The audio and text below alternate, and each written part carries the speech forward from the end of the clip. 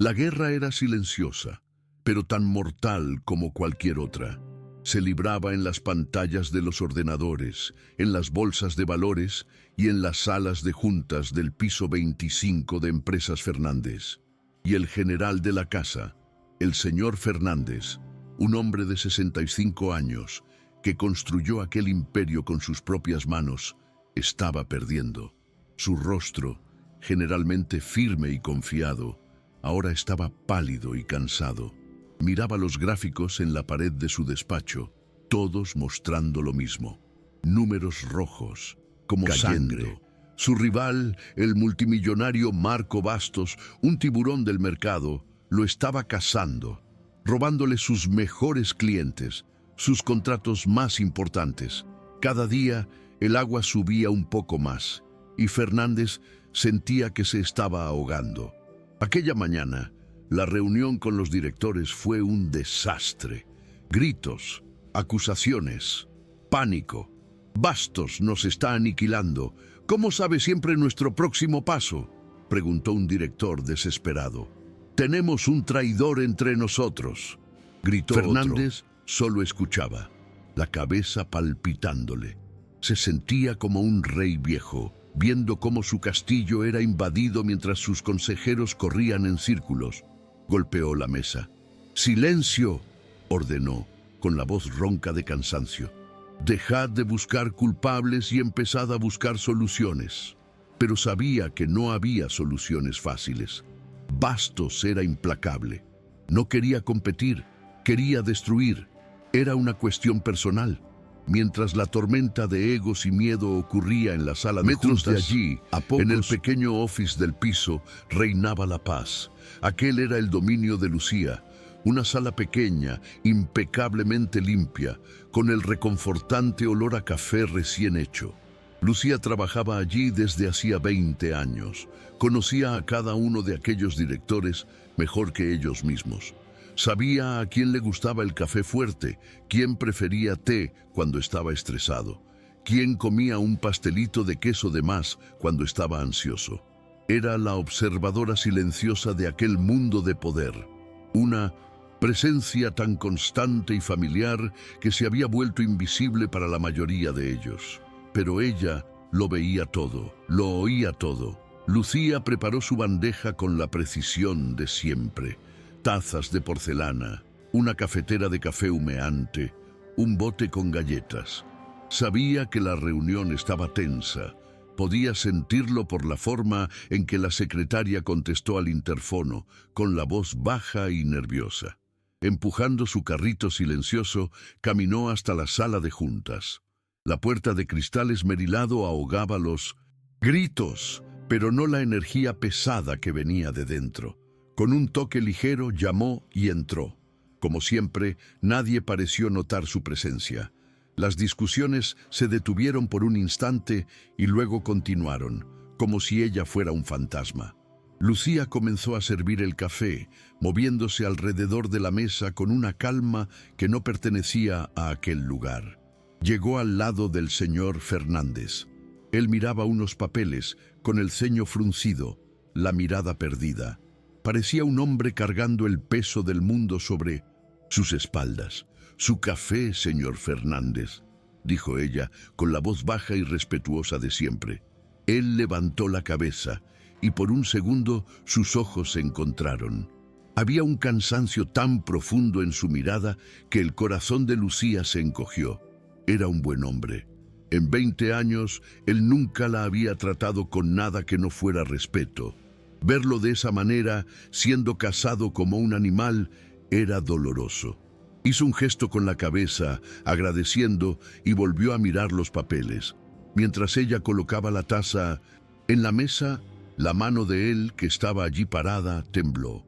Un temblor leve de estrés, de agotamiento. Tropezó con la taza, y un poco del café caliente se derramó en el platillo y en la superficie de madera pulida de la mesa. Uno de los directores, sentado al lado, hizo una mueca de impaciencia por el pequeño accidente. El propio Fernández pareció irritado consigo mismo, una señal más de su pérdida de control. «Discúlpeme, Lucía», refunfuñó, sin mirarla. Pero Lucía no se inmutó. Aquel pequeño accidente era un viejo conocido suyo. Sucedía siempre. Con la calma de quien ya ha hecho aquello cientos de veces, cogió un paño limpio de su delantal. «No ha sido nada, señor», dijo ella con voz tranquila. Con un movimiento suave, secó la mesa y cambió el platillo mojado por uno seco. Todo en menos de 10 segundos. Un servicio invisible, perfecto. Los directores ya habían vuelto a discutir y Fernández ya había vuelto a hundirse en sus papeles. Para todos allí, el incidente ya había terminado, pero para Lucía todavía no. Ella sabía lo que aquel pequeño temblor, aquella taza derramada, significaba. Era un código que solo ella entendía. Se inclinó un poco, como si fuera a arreglar los edulcorantes en la mesa, acercándose al oído de su jefe. No habló alto, fue un susurro para que nadie más en la sala pudiera oír. Fue un momento de intimidad y lealtad en medio de la guerra. Una ruptura de protocolo que solo 20 años de confianza podían permitir. No le dio un consejo de negocios, no tenía ese derecho. Le dio algo mucho más valioso, un poco de humanidad, de cuidado, y sus palabras fueron un diagnóstico preciso del alma de aquel hombre. Usted siempre derrama un poco de café cuando está preocupado por algo que no puede controlar, susurró, la voz llena de un respeto cariñoso. Fernández se congeló, dejó de mirar los papeles y alzó la cabeza lentamente. Nadie nunca había notado ese patrón, ni su difunta esposa, ni sus hijos, ni sus directores, solo la encargada del office, la mujer silenciosa que le servía el café todos los días. La miró, y por primera vez aquella mañana, pareció ver realmente a la persona que tenía delante, no solo la función que desempeñaba. Lucía terminó la frase con la misma calma. «Respire hondo, señor Fernández, le sentará bien». Y entonces se alejó, continuando su trabajo de servir a los otros directores, como si nada hubiera pasado. Pero algo había pasado, una conexión, un momento de verdad en medio de un océano de mentiras y estrategias. Fernández se quedó mirando su espalda, sorprendido por la percepción de aquella mujer. Lo conocía mejor de lo que imaginaba. Ella no veía al CEO, al millonario, veía al hombre. Y en ese momento, ser visto como un hombre era lo único que necesitaba. Hizo lo que ella dijo, tomó aire despacio llenando los pulmones y lo soltó. Un pequeño gesto, pero que pareció despejar un poco su mente. La actitud de Lucía fue como una pequeña ancla en medio de la tormenta, un recordatorio de que hay noche. A pesar de la guerra de fuera, todavía existía la calma, todavía existía la lealtad, todavía existía gente que se preocupaba de verdad. Aquel pequeño momento de cuidado genuino valió más para él que todas las palabras de ánimo vacías que sus directores le dieron aquella mañana. Se sintió un poco menos solo en su batalla. Lucía terminó de servir el café y se retiró de la sala tan silenciosa como entró. La reunión continuó, la tensión volvió. Pero algo en Fernández había cambiado. La lealtad simple y directa de su empleada lo había conmovido de una forma inesperada. Se sintió revigorizado, no con una nueva estrategia de negocios, sino con una nueva fuerza moral. Ya no estaba luchando solo por su empresa, estaba luchando por personas como Lucía, personas decentes, trabajadoras, que dependían de la integridad de aquel lugar para vivir. Tenía un nuevo motivo para no rendirse. Lo que ni Lucía ni Fernández sabían era que aquella pequeña interacción no pasó completamente desapercibida. Marco Bastos, el rival, tenía ojos y oídos en todas partes. Uno de los directores en la sala, un traidor del que nadie sospechaba, notó el intercambio de susurros. No oyó lo que se dijo, pero vio la reacción de Fernández, vio el cambio en su postura y se lo reportaría a su verdadero jefe. Reportaría que en medio de la crisis, la única persona que parecía tener alguna influencia sobre el viejo león Era la encargada del office. Una información aparentemente inútil, pero que en la mente de un depredador como Bastos podría convertirse en un arma. La batalla por la empresa estaba lejos de terminar. Fernández había encontrado una nueva chispa de esperanza, un motivo para seguir luchando. Creía que la guerra se ganaría con hojas de cálculo, abogados y estrategias de mercado. Estaba equivocado. La verdadera batalla aún no había comenzado, y no se libraría en aquella sala de juntas, sino en el corazón y en la conciencia de la mujer que acababa de servirle una taza de café. Su lealtad, que él siempre dio por sentada, estaba a punto de ser puesta a prueba de la forma más brutal posible. La mañana terminó y la crisis continuó, pero la semilla del conflicto principal de aquella historia había sido plantada. La conexión entre el jefe y la empleada, la lealtad silenciosa de ella, la percepción de él sobre el valor de ella. Todo eso estaba ahora en el tablero. Marco Bastos, al recibir la información sobre la encargada del office, seguramente comenzaría a pensar. En un mundo donde creía que todo y todos tenían un precio, acababa de descubrir una nueva pieza en el juego. Una pieza que nadie valoraba. Y para un jugador como él, las piezas subestimadas son siempre las más interesantes para intentar comprar. En los días que siguieron, la situación en la empresa del señor Fernández solo empeoró. La chispa de esperanza que la lealtad de Lucía había encendido fue casi apagada por una nueva ola de ataques de Marco Bastos. Parecía un depredador jugando con su comida. Anunció el lanzamiento de un producto similar al de Fernández, pero con un precio más bajo, robando una porción enorme del mercado. Consiguió sacar de la empresa a dos de los ingenieros más antiguos, ofreciendo salarios astronómicos.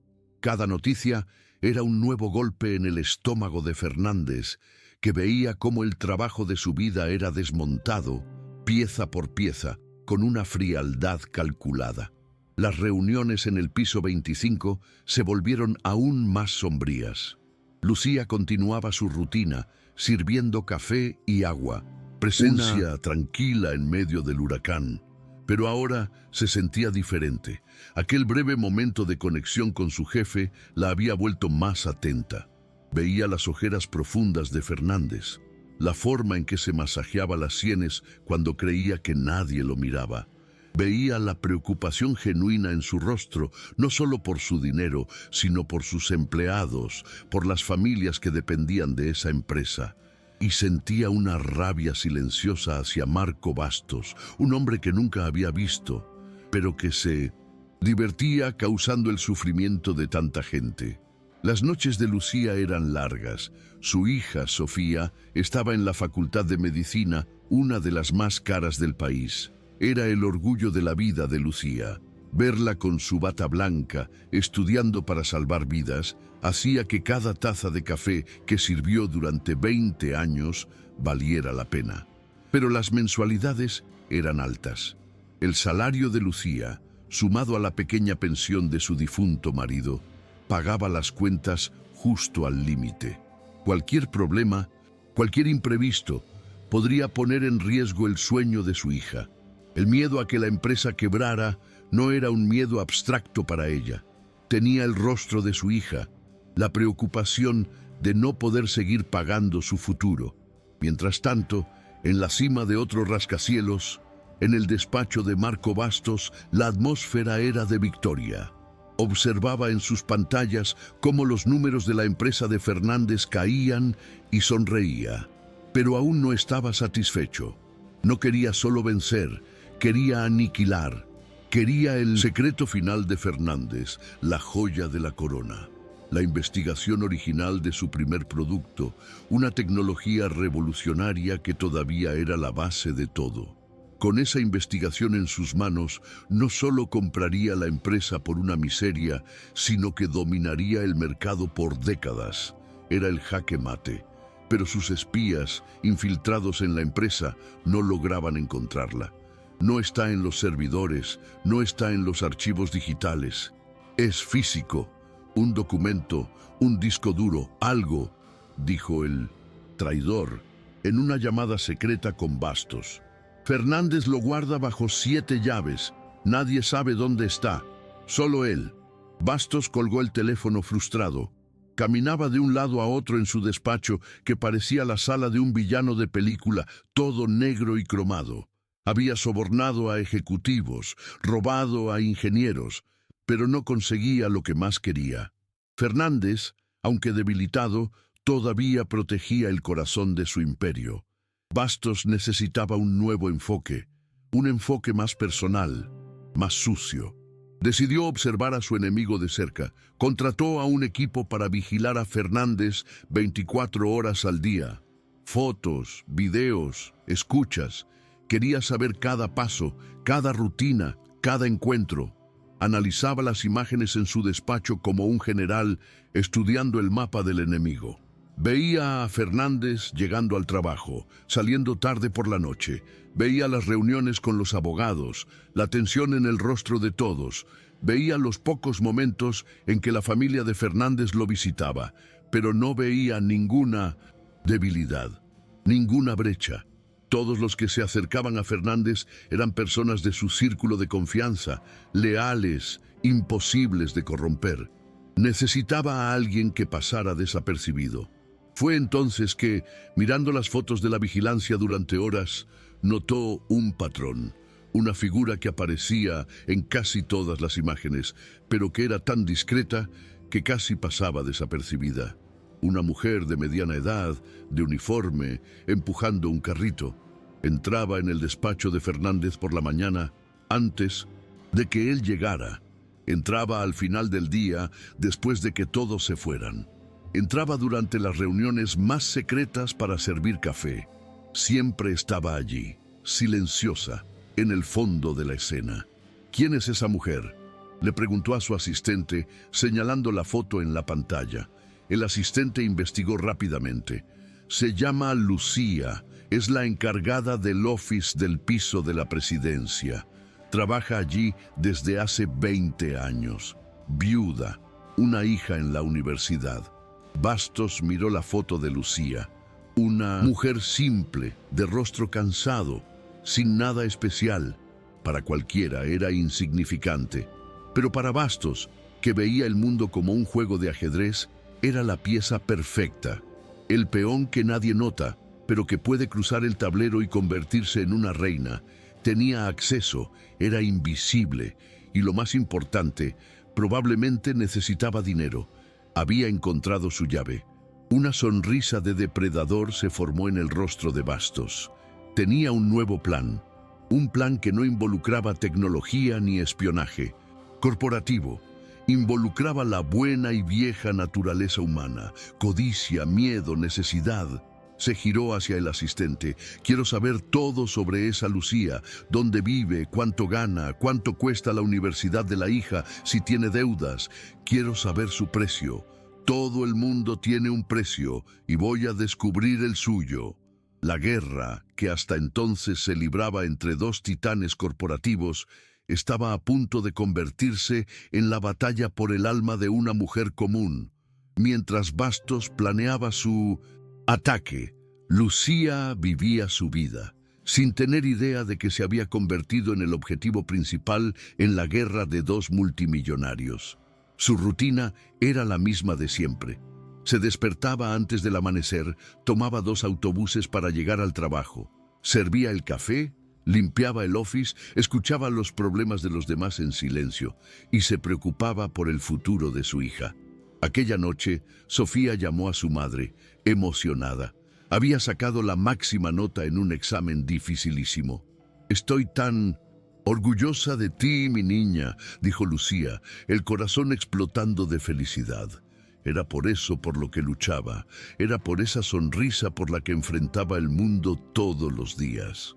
El informe sobre la vida de Lucía llegó al escritorio de Bastos al día siguiente. Era un dossier completo. El salario modesto, el apartamento alquilado en un barrio de clase media, la falta de ahorros, y el valor exacto de las mensualidades de la Facultad de Medicina de Sofía. Bastos lo leyó todo con una sonrisa de satisfacción. Era perfecto. La mujer era el cebo ideal. Tenía una necesidad clara, una vulnerabilidad que él podría explotar. No necesitaría ni mucha labia, solo una calculadora. Ya sabía el número que la haría quebrarse. Bastos comenzó a preparar su acercamiento. No enviaría a nadie. Iría personalmente. Sabía que el shock de un hombre como él, abordándola en la calle, la dejaría desarmada. Ensayó lo que diría. Sería encantador, comprensivo. Se mostraría como un benefactor, alguien que solo quería ayudar, que reconocía su valía, un valor que su jefe actual, en crisis, tal vez ya no pudiera garantizar. No se presentaría como un monstruo, sino como un ángel de la guarda, un salvador que apareció en el momento adecuado para resolver todos sus problemas. Era un juego de manipulación y él era un maestro. Al final de esa semana, el señor Fernández llamó a Lucía a su despacho. Parecía más abatido que nunca. «Lucía, lo siento mucho», dijo. «La situación es insostenible. Tendremos que hacer más recortes y desafortunadamente tendremos que recortar las horas extras de todos, incluyéndola a usted». La noticia fue como un puñetazo en el estómago de Lucía. Las horas extras eran lo que la ayudaban a completar el dinero de la mensualidad de su hija. Sintió que el pánico le subía por la garganta, pero lo disimuló. «Entiendo, señor. Haré lo mejor que pueda con el tiempo que tengo». Su lealtad era inquebrantable, incluso ante una noticia que ponía su mundo en riesgo. Salió del despacho de Mindomensindus Fernández con el corazón apesadumbrado. El miedo por el futuro de su hija volvió con toda su fuerza. ¿Cómo lo haría ahora? ¿Tendría que conseguir otro trabajo por la noche? ¿Vender algo? La preocupación la consumió. Apenas notó el coche de lujo, negro y con los cristales tintados, aparcado al otro lado de la calle cuando salió del edificio esa noche. Simplemente caminó hacia la parada del autobús, la cabeza llena de cuentas y de preocupaciones, sin saber que el depredador ya la observaba, esperando el momento adecuado para atacar. El coche la siguió hasta la parada del autobús. La puerta de atrás se abrió y Marco Bastos bajó. Estaba impecable con su traje gris, un contraste absurdo con la sencillez de la calle. Se acercó a Lucía, que lo miró, asustada, reconociendo el rostro que veía en los periódicos. «Doña Lucía, mi nombre es Marco Bastos. Sé que es inesperado, pero me gustaría mucho tener unas palabritas con usted. Creo que podemos ayudarnos mutuamente. Y principalmente yo, puedo ayudar a su hija a tener el futuro brillante que se merece. La oferta, la amenaza, la tentación, todo estaba contenido en esa frase. La trampa estaba montada». Lucía miró al hombre frente a ella, paralizada. Marco Bastos. El nombre que se susurraba con miedo y rabia en los pasillos de la empresa, el enemigo, y estaba allí, en su parada de autobús, sonriéndole como si fueran viejos amigos. Su cerebro no podía procesarlo. Su primer instinto fue de miedo. Era peligroso. ¿Qué quería de ella? Apretó el asa de su bolso, el cuerpo tenso, lista para correr. «No se asuste, por favor», dijo él, con voz tranquila y sorprendentemente amable.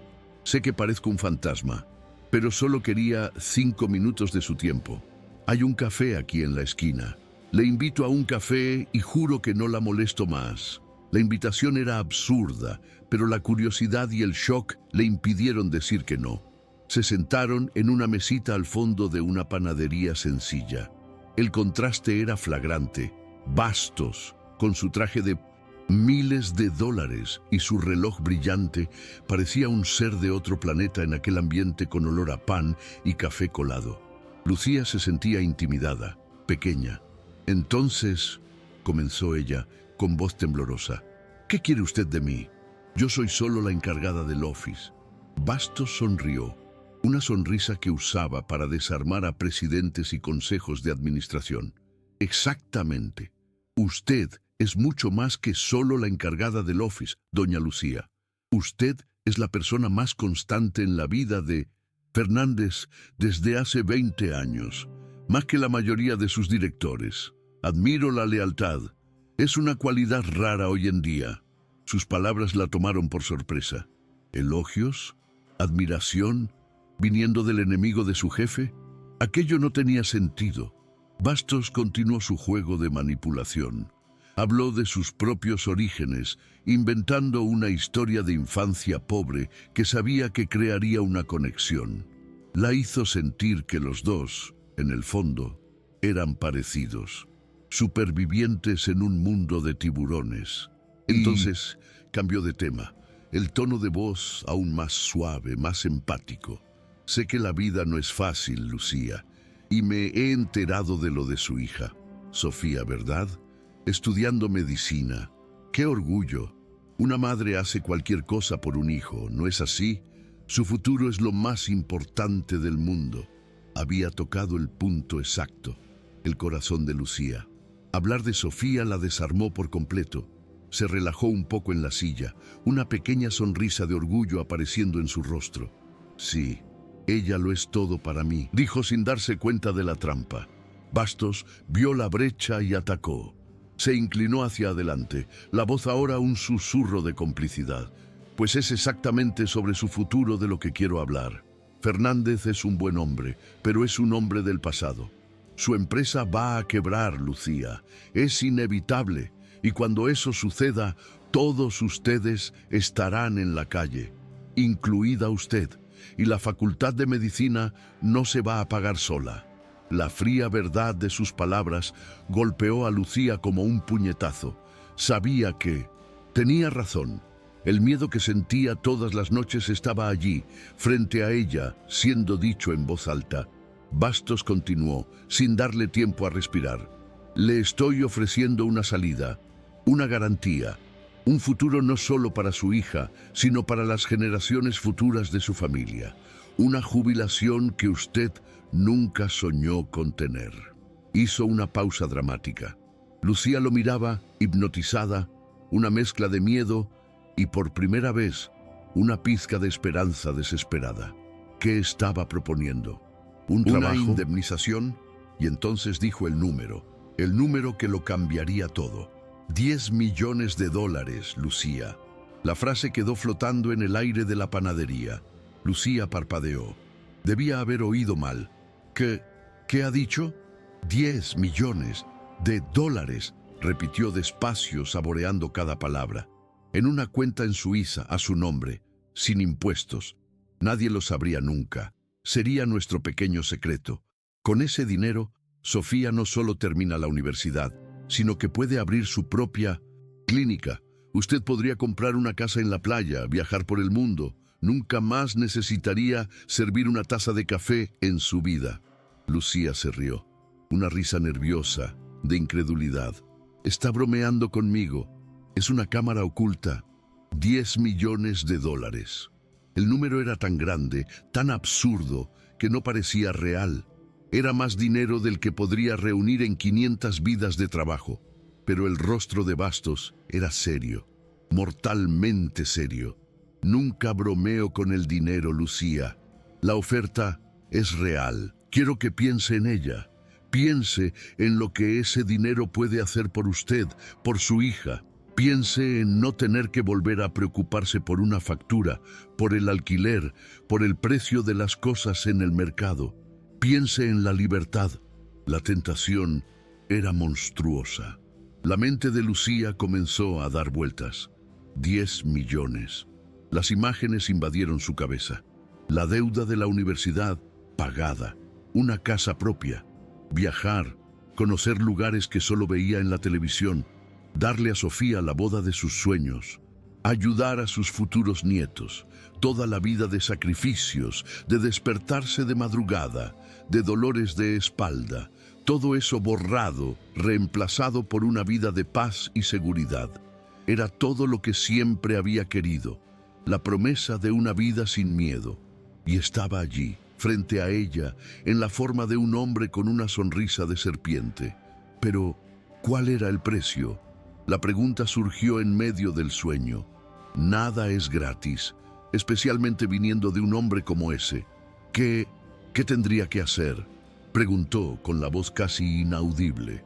Y Bastos sonrió, la sonrisa de quien sabe que el pez ya ha mordido el anzuelo. Se reclinó en la silla, relajado. Ah, esa es la mejor parte, Lucía. Es la cosa más simple del mundo, algo que no le hará daño a nadie. Una pequeña información, un favor que no le costará nada, pero que para mí vale una fortuna. Hizo que el acto de traición pareciera un pequeño favor entre amigos, un negocio sin víctimas. Fernández guarda la investigación original de su principal producto en una caja fuerte, en su despacho, explicó Bastos. Es un documento antiguo, más un valor sentimental que otra cosa, pero lo necesito para la transición, cuando me haga cargo de la empresa. Mis hombres no pueden encontrarlo, pero usted está allí todos los días, usted limpia su despacho, conoce cada rincón. Se inclinó de nuevo. Todo lo que necesito es que usted saque una foto, no del documento, solo del lugar donde está escondida la caja fuerte. Una foto con el móvil. Es solo eso. Una foto y $10 millones serán suyos. Una foto. Parecía tan poco, tan simple. No necesitaría robar nada, no necesitaría mentirle a nadie, solo sacar una foto de un objeto escondido. Bastos era un genio de la manipulación. Transformó un acto de traición capital en una tarea pequeña, casi administrativa. Pero Lucía lo sabía. Sabía que no era simple. Sabía que esa foto era la bala que mataría a la empresa de Fernández. Era el arma del crimen. Y él la estaba invitando a ser la persona que apretara el gatillo a cambio de una vida que nunca podría tener. El dilema era brutal. Pensó en el señor Fernández, en el hombre que durante 20 años la trató con dignidad, que siempre le preguntaba por su hija, que, incluso en medio de la peor crisis de su vida, todavía había tenido la amabilidad de dedicarle una sonrisa cansada. No se merecía eso. Era un buen hombre, librando una batalla injusta. Traicionarlo sería como golpear a alguien que ya está en el suelo. Sería sucio, estaría mal. Pero, ¿y Sofía? ¿Y su futuro? ¿Valía más la lealtad a un buen jefe que la garantía de toda una vida para su hija? El corazón de Lucía se estaba partiendo en dos. Se levantó de la mesa con las piernas temblorosas. El olor a café en la panadería de repente le pareció nauseabundo. Yo no lo sé, necesito pensarlo, tartamudeó, la confusión y la angustia visibles en su rostro. Bastos sonrió, confiado. Sabía que había ganado. Nadie rechaza 10 millones. Lucía, piénselo con calma, piense en su hija. Sacó del bolsillo un pequeño teléfono desechable y lo puso sobre la mesa. Quédese con esto. Cuando haya tomado la decisión correcta, llámeme. Estaré esperando. Lucía cogió el teléfono, que parecía quemarle en la mano. No dijo nada más. Simplemente se dio la vuelta y salió de la panadería, caminando como una sonámbula. No fue a la parada del autobús. Empezó a caminar sin rumbo por las calles, la oferta martilleando en su cabeza. 10 millones. Una foto. Lealtad, futuro. Las palabras daban vueltas y vueltas mareándola. Se sentía sucia solo por haber escuchado la propuesta, solo por haber considerado, por un segundo, la posibilidad. Había pasado toda su vida orgullosa de su honestidad, de su integridad. Era lo único que realmente tenía. Y ahora, un hombre rico le ofrecía el mundo a cambio de su alma. Esa noche apenas pudo dormir. Daba vueltas en la cama, la mente en llamas. Miraba la foto de Sofía en la mesita, la niña sonriendo, llena de sueños. Y luego miraba el teléfono desechable, allí, sobre la cómoda, un objeto oscuro y silencioso, pero que gritaba oportunidades y tentaciones. Eran el diablo y el ángel, luchando dentro de ella. Una parte de ella decía, acepta, piensa en Sofía. El mundo de los ricos es sucio, se hacen esto unos a otros todo el tiempo. ¿Por qué tienes que ser tú la única honesta? Pero la otra parte, la voz de su padre, de su madre, la voz de su propia conciencia, decía, no, hay cosas que el dinero no puede comprar. Pensó en su trabajo, en los 20 años sirviendo café, en cómo el señor Fernández siempre la trató con respeto, le dio el día libre cuando su madre enfermó, le adelantó el sueldo cuando Sofía necesitó un aparato dental. Eran cosas pequeñas, pero que construyeron un lazo de lealtad que no sabía que era tan fuerte. No era solo un jefe, era una figura constante, casi paternal en su vida. ¿Cómo podría mirarlo a la cara sabiendo que lo había traicionado? ¿Cómo podría vivir con esa mancha en su conciencia aunque estuviera acostada en una cama de seda en una mansión? La lucha interna la consumió. En mitad de la noche se levantó y fue al salón. Cogió el teléfono que Bastos le había dado. Sostuvo el frío aparato en sus manos. Era la llave para una nueva vida o la llave para su propia destrucción moral. Miró el número grabado en una pegatina en la parte de atrás. Él estaba esperando su llamada, esperando su sí. ¿Qué debía hacer? El futuro de su hija, por el que había sacrificado todo, estaba a una llamada de distancia. Todo lo que tenía que hacer era vender un pequeño secreto, un secreto que ni siquiera era suyo. Pensó en Sofía de nuevo. ¿Qué tipo de lección le estaría enseñando a su hija si aceptaba que el dinero lo justifica todo, que la traición es un camino aceptable hacia el éxito? No era ese el valor que quería transmitirle. Quería que Sofía fuera una doctora no solo competente, sino humana, que tuviera carácter. ¿Y cómo podría exigirle eso a su hija si ella misma tiraba su propio carácter a la basura? El dinero garantizaría el futuro profesional de Sofía, pero ¿a qué costo para su futuro como ser humano? La decisión se estaba volviendo más clara y más dolorosa. Al día siguiente en el trabajo, todo parecía diferente. Cada sonrisa, cada buenos días del señor Fernández parecía una puñalada. Él no sabía nada, y esa inocencia hacía la tentación aún más monstruosa. Lucía lo observaba en su despacho, luchando, cansado, pero aún digno, y sintió una oleada de protección hacia él. Ese hombre estaba siendo cazado, y ahora el cazador quería usarla a ella como arma. Ella no era un arma, era una persona, y estaba a punto de tomar la decisión más importante de su vida. Una decisión que la colocaría en medio de una guerra que no era suya, pero en la que ahora elegiría un bando para luchar. Al final del día, cogió el teléfono desechable. Sus manos ya no temblaban. Había una calma en su corazón. Marcó el número.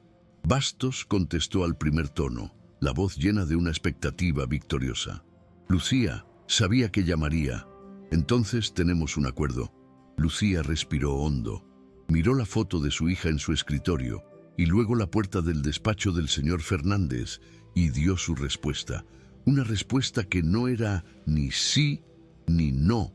Era el comienzo de un contraataque que el multimillonario arrogante jamás podría haber previsto.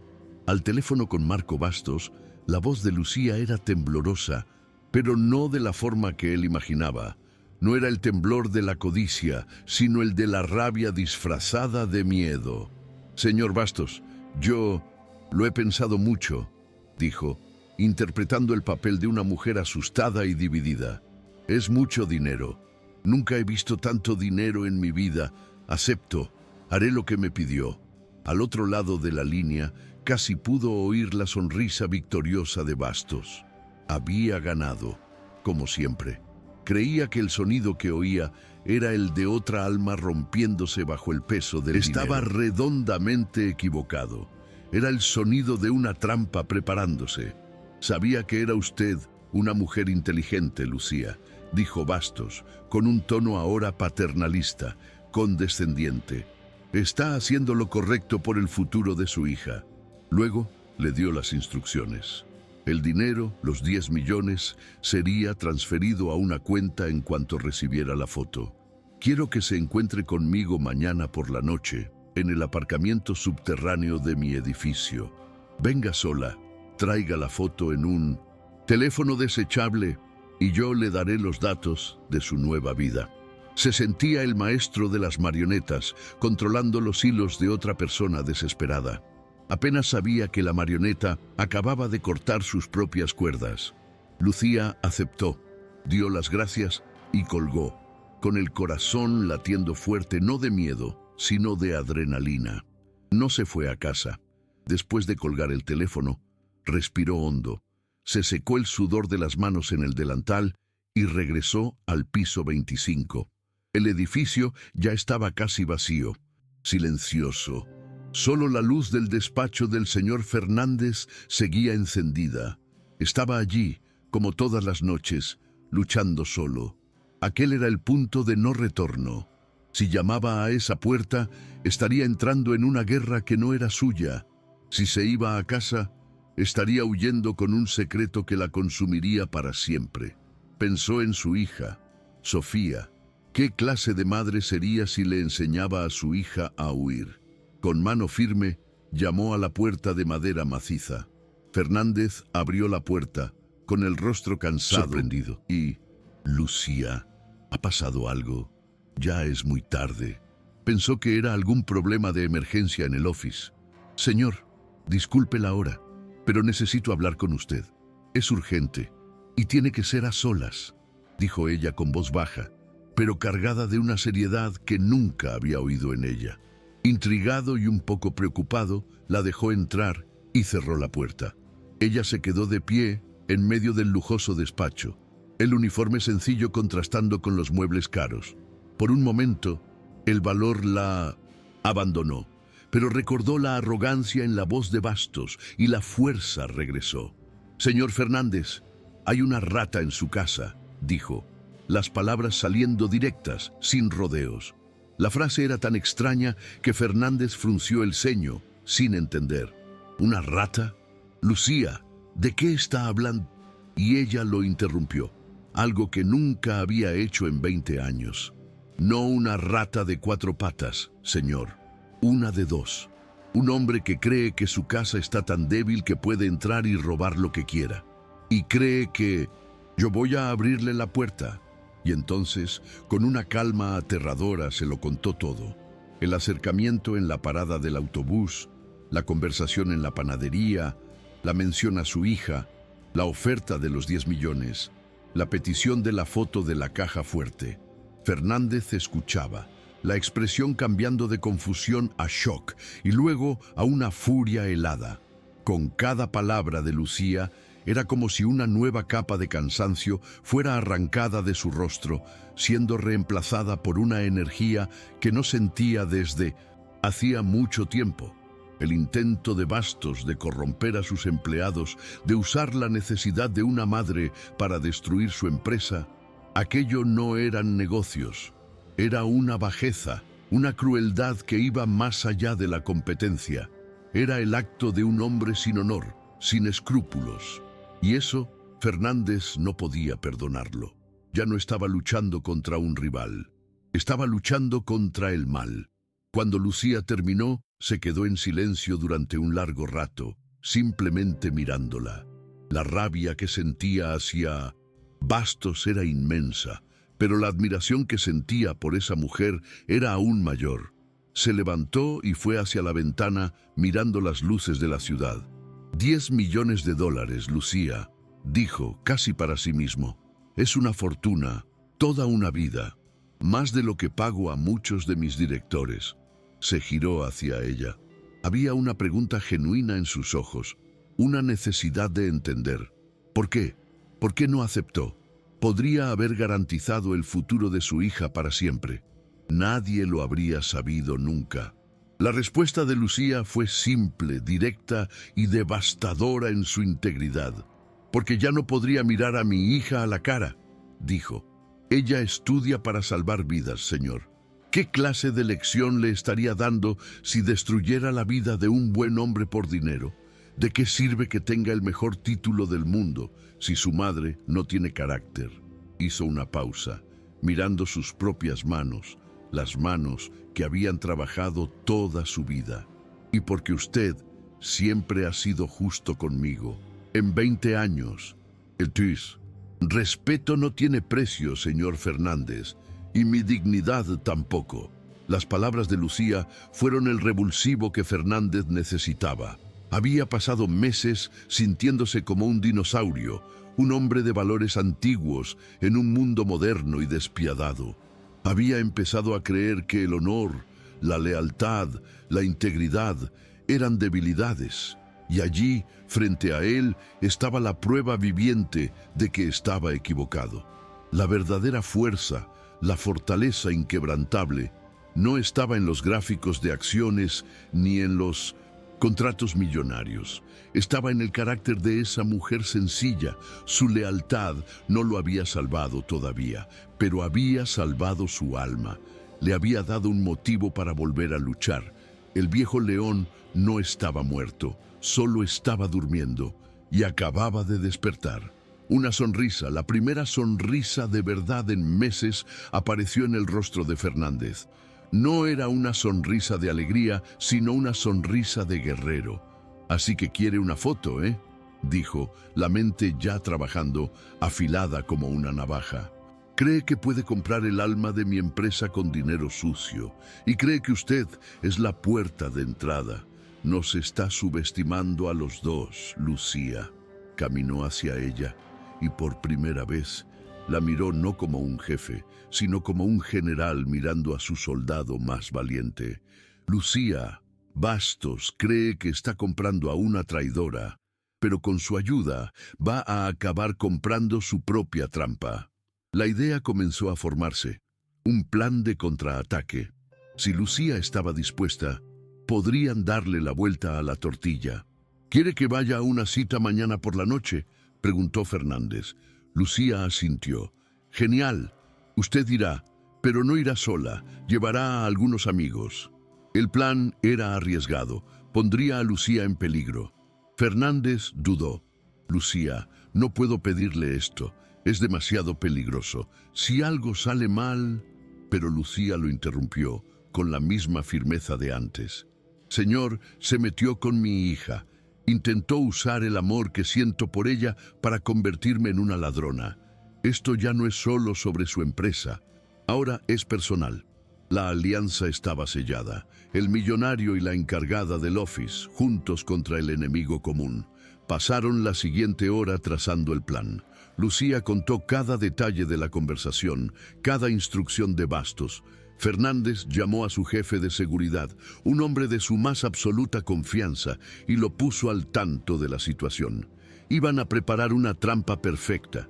Lucía iría al encuentro, como estaba acordado, pero llevaría consigo un micrófono oculto, y la policía estaría esperando de incógnito en el mismo aparcamiento. Bastos se dirigía a lo que él creía que sería su mayor victoria, pero en realidad estaba caminando hacia su ruina. Lucía sentía un nudo en el estómago. Nunca había hecho nada parecido en su vida. Mentir, fingir, participar en una operación policial. Daba miedo, pero el miedo era menor que su determinación. Estaba haciendo lo correcto y ya no estaba sola. Tenía la confianza y la protección de su jefe. Miró a Fernández, que ahora hablaba por teléfono con la policía, con voz firme, de mando, y vio que el hombre derrotado de horas antes había desaparecido. En su lugar había un león defendiendo su territorio, y ella era parte de su manada. El plan era simple, pero tenía que ser perfecto. Lucía le entregaría a Bastos un teléfono con una foto, pero no la foto de la caja fuerte. La foto de una pared cualquiera, con un cuadro de un paisaje, una ubicación falsa. Mientras Bastos miraba la foto, triunfante, Lucía tendría que hacerle confesar el crimen, hablar sobre el dinero, sobre el espionaje. La grabación sería la prueba final. La confesión que la policía necesitaba para detenerlo infraganti por soborno y espionaje industrial. El éxito de la operación dependía de la capacidad de Lucía para actuar, para ser la mujer débil y codiciosa que Bastos creía que era. Al final de esa noche, cuando Lucía finalmente se fue a casa, llevada por el coche de seguridad de Fernández, se sentía otra persona. La encargada del office, invisible, había quedado atrás. En su lugar había una espía, una jugadora en una partida de ajedrez de millones de dólares. Tenía miedo, sí, pero también se sentía viva de una forma que nunca había sentido. Había elegido un bando e iba a luchar. Por su jefe, por su hija, pero principalmente por sí misma, por su dignidad, que un hombre rico creyó que podía comprar con un puñado de dinero.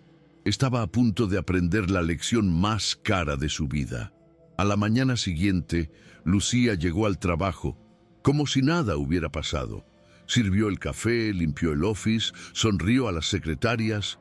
Nadie podría imaginar lo que haría esa noche. El señor Fernández pasó a su lado en el pasillo y le guiñó un ojo discretamente, una señal de complicidad. Aquel pequeño gesto la llenó de fuerza. Eran socios, la encargada del office y el presidente. Juntos iban a derribar al tiburón.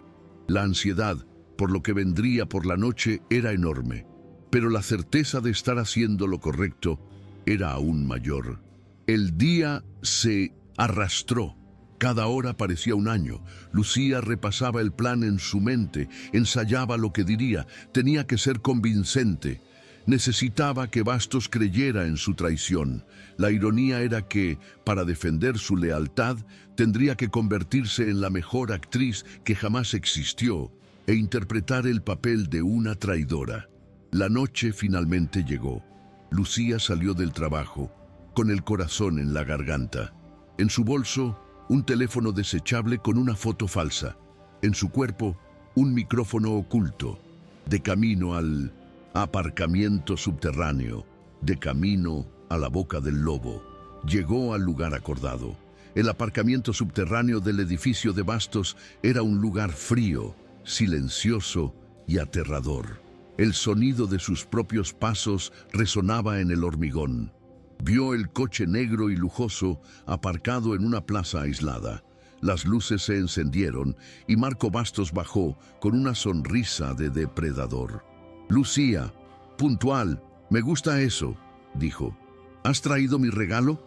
Estaba tan confiado, tan seguro de su victoria, que no notó nada extraño. No notó los coches discretos aparcados en los rincones oscuros. No notó que la presa estaba a punto de convertirse en la cazadora. Lucía respiró hondo. El espectáculo tenía que comenzar. Con mano temblorosa, sacó el teléfono del bolso y se lo entregó. «Ahí está, la foto. Ahora, ¿y mi dinero?», preguntó. La voz sonando exactamente como la de alguien que acababa de vender su alma y solo se preocupaba por el pago. Bastos cogió el teléfono, sonrió y empezó a mirar la imagen. Había mordido el anzuelo. La trampa estaba lista para dispararse. Lo único que faltaba era la confesión, y Lucía sabía exactamente qué decir para conseguirla. Marco Bastos miraba la foto en el móvil con una sonrisa de pura satisfacción. La imagen no mostraba nada, solo un cuadro de un paisaje colgado en una pared de madera. Pero para él era el mapa del tesoro. «Perfecto, Lucía, exactamente como lo imaginé. Discreto. Nadie sospecharía jamás», dijo, sintiéndose ya el dueño de la empresa de Fernández. Lucía, interpretando el papel de su vida, se abrazó a sí misma, fingiendo tener frío y miedo. «¿Estás seguro de que ese dinero es seguro? ¿Y si el señor Fernández se entera? ¿Pueden detenerme?»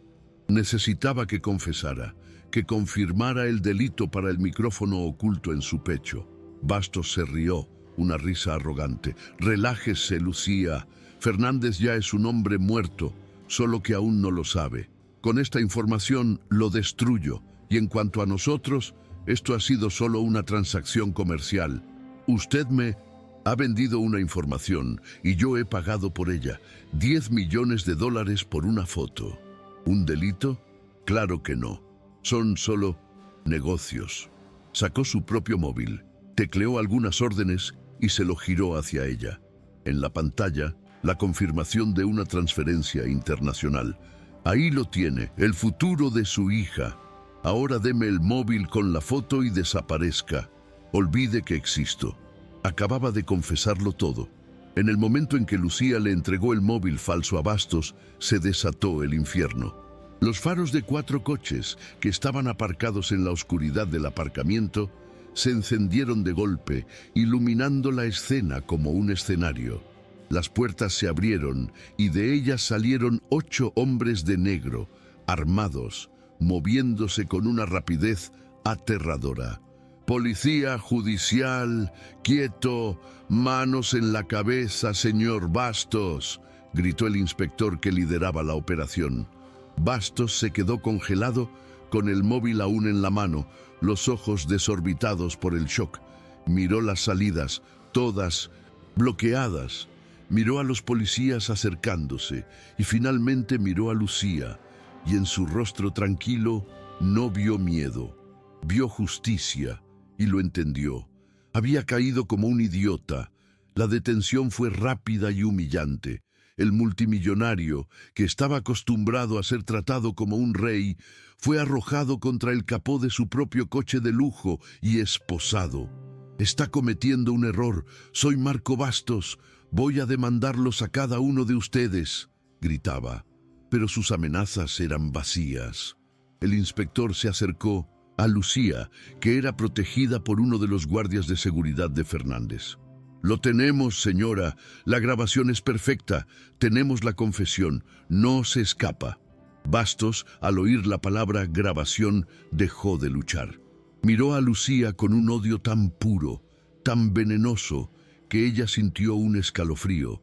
Había sido derrotado, pero la guerra, sintió ella, estaba lejos de terminar. La noticia de la detención de Marco Bastos por espionaje industrial e intento de soborno cayó como una bomba en el mundo de 1900. Los negocios. La empresa de Fernández se salvó. Con la confesión de Bastos, todos los contratos que había robado fueron invalidados por fraude. Empresas Fernández, que estaba al borde de la muerte, resucitó. Unos días después, cuando el polvo se asentó, Fernández convocó una reunión con todo el consejo de directores y pidió que Lucía estuviera presente. Entró en la sala, nerviosa, con su uniforme de siempre, y se quedó en un rincón, sintiéndose un pez fuera del agua. Pero Fernández no la dejó quedarse en el rincón. «Señores», comenzó Fernández con la voz firme y rejuvenecida, «nuestra empresa ha ido al infierno y ha vuelto. Y no ha sido gracias a ninguna estrategia de mercado o plan financiero. Ha sido gracias a la integridad de una persona». Caminó hacia Lucía y la guió hasta el centro de la sala, a su lado. El señor Bastos creía que todo en esta vida tiene un precio. Creyó que la lealtad de un empleado de esta empresa podía ser comprada y le ofreció $10 millones a Lucía para que nos traicionara. Los directores jadearon conmocionados. Como saben, no aceptó. Demostró que el carácter vale más que cualquier fortuna. Él estaba equivocado. El valor de ella es incalculable. Y entonces, Fernández anunció la decisión que cambiaría la empresa para siempre. Los $10 millones del soborno fueron incautados por la policía como prueba. Pero nuestros abogados ya han garantizado que al final del proceso, ese dinero será nuestro. Y he decidido qué hacer con él.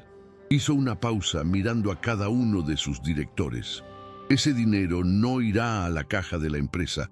Será la base de un nuevo fondo, el Fondo de Participación y Lealtad Lucía. Un fondo de participación en los beneficios para todos los empleados de base de esta compañía. El personal de limpieza, los encargados del office, los guardias de seguridad, los asistentes, las personas que como Lucía son el verdadero corazón de este lugar. La sala se quedó en un silencio atónito. Dar participación en los beneficios a los empleados de bajo rango era una idea radical, casi socialista para aquellos hombres. Pero la decisión de Fernández no se detuvo ahí. Y para garantizar que este fondo se administre con la misma integridad con la que fue creado, estoy nombrando a doña Lucía como la presidenta del Comité de Supervisión. Tendrá un asiento en nuestras reuniones trimestrales y será la voz de los empleados dentro de esta directiva. Lucía se puso pálida. Ella, presidenta de un comité, sentada en esa mesa. Señor, no puedo. Solo soy la encargada del office, susurró. Pero Fernández sonrió. No, Lucía, usted es nuestra conciencia. Y a partir de hoy, esta empresa va a volver a tener una. Meses después, Empresas Fernández era un lugar diferente. La noticia del fondo de participación había transformado la moral de la empresa. Los empleados trabajaban con un nuevo ánimo, un nuevo orgullo. Y Lucía era su heroína. Ya no llevaba el uniforme, usaba ropa sencilla. Pero ahora tenía su propio despacho pequeño, pero siempre de puertas abiertas. Pasaba los días escuchando a sus compañeros, anotando sus sugerencias, luchando por mejores condiciones. Había encontrado su voz y, para su sorpresa, era una voz poderosa. Su hija, Sofía, no podía estar más orgullosa. Un día, Fernández se detuvo en la puerta del despacho de Lucía. La observó conversando con un grupo de empleados de limpieza, riendo, explicando los beneficios del nuevo plan de salud que consiguió aprobar. Era una líder nata. Tenía una empatía y un sentido de la justicia que ninguno de sus directores trajeados jamás tendría. Se sintió inmensamente orgulloso. La decisión más loca de su vida había sido también la más acertada. La lealtad de Lucía no solo salvó su empresa, sino que la transformó en un lugar mejor, más humano. Sonrió y siguió su camino, dejando a la nueva líder trabajar en paz. Pero mientras la luz de la esperanza brillaba en la empresa de Fernández, la oscuridad de la venganza se reunía en otro lugar. Marco Bastos, después de pagar una fianza millonaria, estaba en arresto domiciliario en su ático de lujo, esperando el juicio. Pero no estaba parado. El odio lo consumía. La humillación de haber sido derrotado por una encargada del office era una herida que no cicatrizaba. Pasaba los días en el ordenador, planeando su regreso. Si no podía ganar en el mundo real, iría al digital. Abrió una videollamada cifrada, el rostro iluminado solo por la luz de la pantalla. Al otro lado apareció la imagen de un joven con una mirada aburrida, un hacker, un mercenario digital capaz de derribar sistemas de gobiernos. Bastos, he oído que tienes problemas, dijo el hacker con una sonrisa de desdén. La rabia brilló en los ojos de Bastos. Tengo un trabajo para ti. Empresas Fernández me humillaron usando su tecnología, la grabación. Quiero que les devuelvas el favor. Vamos a ver cómo les gusta cuando yo apague las luces. El plan era diabólico. Ya no quería robar la empresa. Quería borrarla de la existencia. Quiero que tumbes sus servidores, ordenó Bastos con la voz baja y llena de veneno. Bórralo todo. Investigaciones, contratos, datos financieros. Quiero que vuelvan a la edad de piedra. Y tengo un objetivo especial. Crearon un fondo para los empleados, un tal Fondo Lucía.